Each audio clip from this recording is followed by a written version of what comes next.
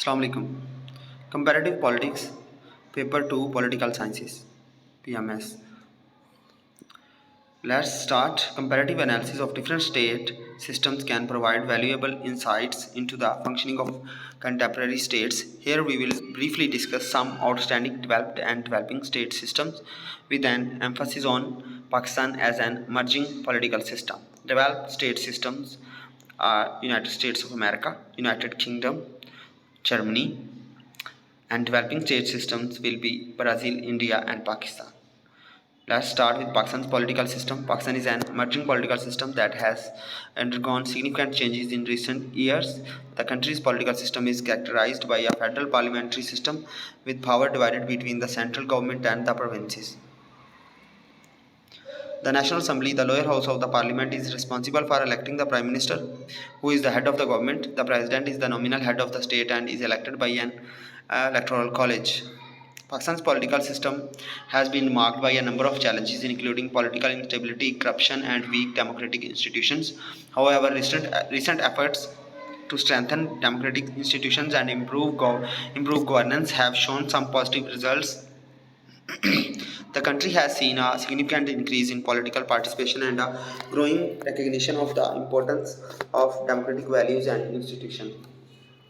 In conclusion, comparative analysis of different state systems can provide valuable insights into the functioning of contemporary states. Pakistan's political system is an emerging system that faces a number of challenges, but recent efforts to strengthen democratic institutions and improve governance often offer hope for a more stable and democratic future. That's part 1, political systems, apolitical systems. Concept of political systems, and then Eastern on behaviorism and element on functionalism. The concept of political system is an important aspect of political science, and different scholars have approached it from different theoretical perspectives. Here we will discuss two important perspectives on the concept of political systems: Eastern's behaviorism and Almond's functionalism. Let's start with Eastern's on behaviorism. David Easton was a prominent political scientist who developed the behavioral approach to the study of politics. According to Easton, a political system is a set of interactions through which social actors make authoritative decisions. Easton emphasized the importance of understanding the behavior of individual actors in a political system rather than focusing solely on the formal structures of the government. Easton's approach to the concept of political system emphasizes the role of feedback in political decision making. According to Easton, feedback is the process through which information about the consequences of political decisions is communicated to the decision maker. This feedback allows decision makers to adjust their policies and actions in response to changing circumstances. Second is element on functionalism. What Element says, let's see. Gabriel Element was another influential political scientist who developed the functionalist approach to the study of politics. According to Element, a political system is a set of institutions and procedures that perform the functions necessary for the maintenance of social order and the resolution of conflicts in a state. Almond's approach to the concept of political system emphasizes the importance of understanding the functions performed by the political systems. According to Almond, political system can be analyzed in their terms of inputs, outputs, and feedback mechanisms. Inputs refer to the demands and expectations placed on the political system by society. Outputs refer to the policies and decisions produced by the political system in response to these demands. Feedback mechanisms refer to the ways in which society evaluates and responds to the outputs of the political system. In conclusion, Easton's behaviorism and Almond's functionalism are two important perspectives on the concept of political system. Easton emphasizes on the importance of understanding the behavior of individual actors in a political system, while Almond emphasizes the importance of understanding the functions performed by the political institutions. Both perspectives provide valuable insights into the study of political systems and help us to better understand the complex dynamics of political decision making. Now we'll discuss about the developed political systems, main constitutional features of the US, the USA, the UK, France, and former USSR. The constitutional features of the 12 political system can vary widely depending on the specific country and it and its historical and cultural context. We will briefly discuss the main constitutional features of the United States of the America, USA, the United Kingdom, UK, France, and the former Union of Soviet Socialist Republics, USSR. Let's start with the United States of America. The USA has a federal system of government with power divided between the national government and the state governments.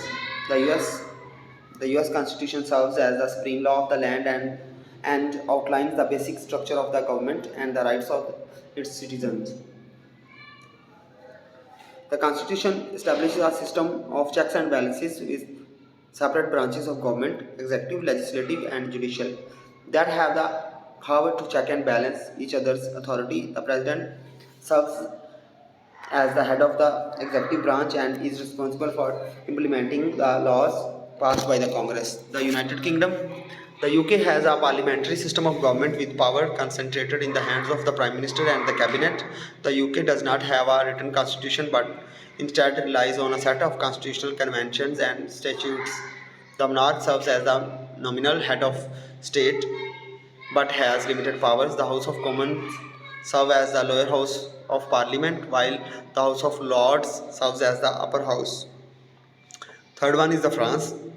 France has a semi-presidential system of government with power divided between the president and the prime minister.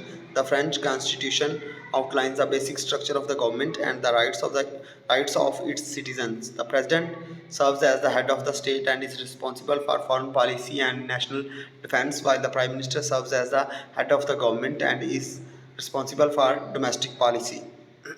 Former Union of Soviet Socialist Republics, USSR. The USSR had a socialist system of government with power concentrated in the hands of the Communist Party.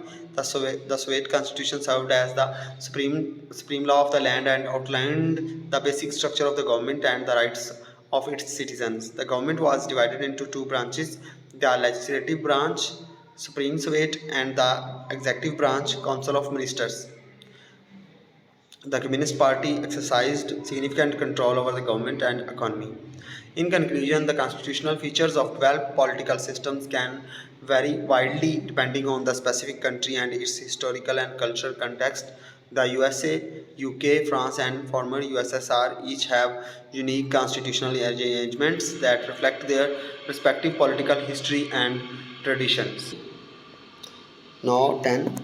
Developing political systems, main constitutional features of Turkey, India and China. The constitutional features of developing political systems can vary widely depending on the specific country and its historical and cultural context. Here we will briefly discuss the main constitutional features of the Turkey, India and China. Turkey Turkey has a parliamentary system of government with power concentrated in the hands of the Prime Minister and the Council of Ministers. The Turkey Constitution serves as the supreme law of the land and outlines the basic structure of the government and rights of its citizens. The President serves as the head of the state but has limited powers. Sorry, uh, there is a addition. Please keep in mind that it has been changed. Now Turkey's president has supreme powers and he is the head of the government and state, and the prime minister designation has been eliminated. The Grand National Assembly of Turkey serves as a legislative branch of the government. India has a federal system of government with power divided between the national government and the state governments. The Indian Constitution serves as the supreme law of the land and outlines the basic structure of the government and the rights of its citizens. The President serves as the head of the state, while the Prime Minister serves as the head of the government. The Indian Parliament consists of two houses: the Rajya Sabha, the Council of States, and the Lok Sabha, the House of the People. Next, third one is the China. China has a socialist system of government with power concentrated in the hands of the Communist Party. The Chinese constitution serves as the supreme law of the land and outlines the basic structure of the government and the rights of its citizens. The president serves as the head of the state, while the premier serves as the head of the government. The The National People's Congress serve as the legislative branch of the government. In conclusion, the constitutional features of the developing political systems can vary widely depending on the specific country and its historical and cultural context. Turkey, India, and China each have unique constitutional arrangements that reflect their respective political histories and traditions. Now we'll go towards Pakistan. Pakistan as a nation state, rise of Muslim nationalism in South Asia under the dynamic leadership of Sir Syed Ahmad Khan, Allama Iqbal, and Quaid Muhammad Ali Jinnah. The rise of the rise of Muslim nationalism in South Asia was a complex and multifaceted phenomenon driven by a combination of political, social, and economic factors. Three prominent figures who played a key role in the process were Sir Syed Ahmad Khan, Allama Iqbal, and Quaid Muhammad Ali Jinnah. One is Sir Syed Ahmad Khan. Let's see. Sir Syed Ahmad Khan was a leading figure in the Muslim community of India during the 19th century. He believed that Muslims needed to modernize and adapt to the changing political and social circumstances of colonial India. He founded the Aligarh Muslim University in 1875 in the name of school, and then it became a college in 1877 and finally got the status of university in 1920, which became a center of the Muslim learning and cultural revival. Sir Syed Ahmad emphasized the importance of education and advocated for Muslim political representation within the British colonial system. Second one is Allama Iqbal. Allama Muhammad Iqbal was a prominent poet, philosopher, and politician who played a significant role in the development of Muslim nationalism in South Asia. He believed that Muslims needed to create a separate homeland for themselves in order to preserve their cultural and religious identity. Allama Iqbal's famous speech at the Allahabad session of the All India Muslim League in 1930, in which he proposed the creation of a separate Muslim state, is considered a defining movement in the history of Muslim nationalism in the South Asia and the history of Pakistan. Third one is Quaid Muhammad Ali Jinnah. Quaid Muhammad Ali Jinnah was the founder of Pakistan and is considered one of the most important figures in the history of South Asia. Jinnah was a skilled lawyer and politician who led the All India Muslim League in its campaign for the creation of a separate Muslim state. He was a strong advocate for the rights of Muslims in India and believed that a separate homeland was necessary to ensure their political and cultural survival. Jinnah negotiated with the British colonial authorities and the Indian National Congress to secure the creation of Pakistan in 1947. In conclusion, the rise of Muslim nationalism in South Asia was a complex and multifaceted phenomenon that was driven by a combination of political, social, and economic factors. Sir Syed Ahmad Khan, Allama Iqbal, and Quaid Muhammad Ali Jinnah were three prominent figures who played a key role in this process and are considered important leaders in the history of Pakistan. Then political system of Pakistan, comparative and critical analysis of constitutions of the 1956, 1962 and 1973 with amendments. Pakistan has had a tumultuous chaos political history since its inception or independence in 1947.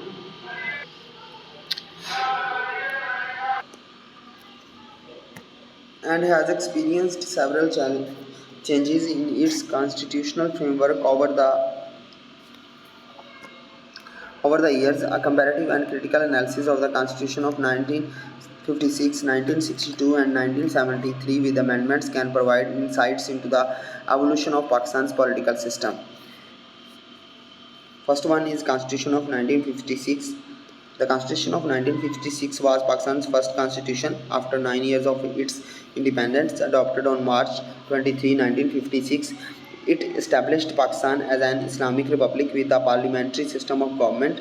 The constitution provided for a federal structure with two chambers of parliament, the National Assembly and the Senate. The president was the head of the state and the prime minister was the head of the government. However, the constitution was short-lived and was abrogated in 1958 when General Ayub Khan seized power in a military coup. Second, Constitution of 1962. The Constitution of 1962 was promulgated by the General Ayub Khan and introduced a presidential system of government with the unicameral legislature. The president had wide-ranging powers, including the ability to resolve the dissolved the National Assembly and appointed the Prime Minister. The Constitution also introduced the concept of basic democracies, which provided for the direct election of local government officials. However, the Constitution was widely criticized for being the undemocratic and authoritarian and was replaced in 1972. Third, Constitution of 1973, current Constitution. The Constitution of 1973 was adopted on April 12, 1973 and is the current Constitution of Pakistan with amendments. It provides for a federal parliamentary system of the government with the bicameral legislature consisting of the National Assembly and the Senate. The President is the head of state while the Prime Minister is the head of the government. The Constitution also recognizes Islam as the state religion and provides for fundamental rights including freedom of speech, religion and assembly. However, the Constitution of 1973 has been amended several times over the years, which has raised concerns about its effectiveness in providing a stable and democratic political system. Some of the key amendments include the 8th Amendment, which gave the President the power to dissolve the National Assembly, and the 18th Amendment in 2010, which transferred some of the President's power to the Prime Minister and made other changes to the Constitution. In conclusion, a comparative and critical analysis of the Constitution of 1956, 1962 and 1973 with amendments highlights the evolution of Pakistan's political system over the years and the challenges it has faced in establishing a stable and democratic political framework. The Constitution of 1973 provides the basic structure for Pakistan's political system, but ongoing constitutional amendment and political instability have raised concerns about its effectiveness. Thank you so much. मिलते हैं next video में। उससे पहले देखते